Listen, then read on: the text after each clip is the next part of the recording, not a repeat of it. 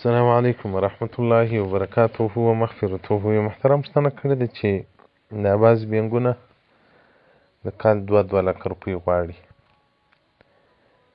نو په 10 کاله کې به وایي دغه پیسې ته نه باسې، هر کال به 2 لکه روپۍ راکوې، چې 10 کاله پوره سي نو ستا 20 لکه روپۍ وایي زموږ سره جمع سوې. 10 کاله بعد به وایي 50 لکه یا 60 لکه روپۍ ګټه درکړو، هغه خپل رأس المال به هم درکړو. نو دی وایي دا بینګو والا ورسره ورکې هم سته، وایي موږ علماو په دې باندې فتوا راکړې ده. محترمه نور نه پوهېږم که چیرې شراکت یا مضاربت وي. د مضاربت خپل اقسام دي، د شراکت خپل اقسام دي. که په قوانینو کې وسي بیا ځان ته مسله ده، او دا چې دی وچې کلکې روپۍ تا ته وایي راوړه، نور نه د مضاربت نه د شراکت خبره در سره وکړي، نه هغه د مضاربت او د شراکت مسایلو کې راوړي، نو دا سود دی محترمه. دا شنه پر شنه ګټه ده، دا ډېره اسانه ګټه ده، خو دغه ګټه مو دوزخ ته بیایي، دغه ګټه مو د الله څخه لرې کوي. یو وخت زه یو بینک ته ورغلم او فتواوې پرتې وې د علماو، نو ما نې ورکړې وه.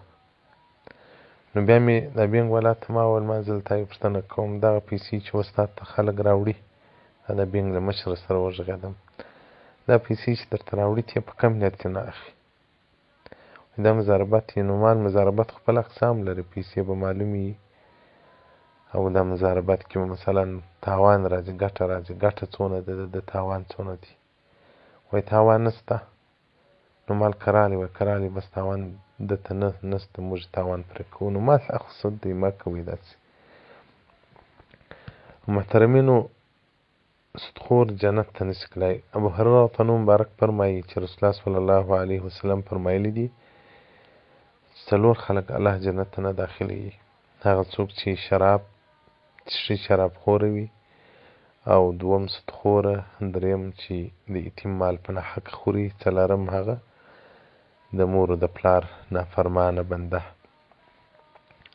او بل حدیث مبارک کې راځي چې 1 درهم د سود دا د 14 زیناو څخه بدتر دی. د انس بن مالک رضی الله مبارک څخه روایت دی چې رسول الله صلی الله علیه وسلم زما په مخ کې خطبه ویله، او رسول الله صلی الله علیه وسلم 1 درهم د سود خوړل دا تر 14 واره زنا سخته ګناه لري.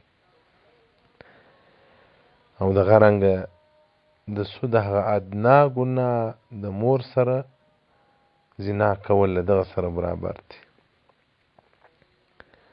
ابو هريره مبارک فرمایي چې رسول الله صلی الله علیه وسلم فرمایلی دي چې سود کې هغه 80 ګناوې دي، هغه ادنا ګناه یې لکه یو څوک چې د خپل مور سره زنا کوي.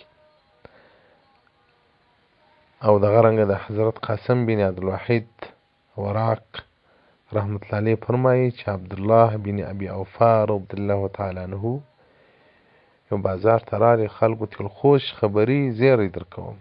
خلک له دکانو ورته راووتل، یا ابو محمد الله دې د جنت سرفرازي در نصیب کړي، څنګه زیری راکوې؟ عبدالله بن ابي اوفا رضی الله تعالی عنه ورته وویل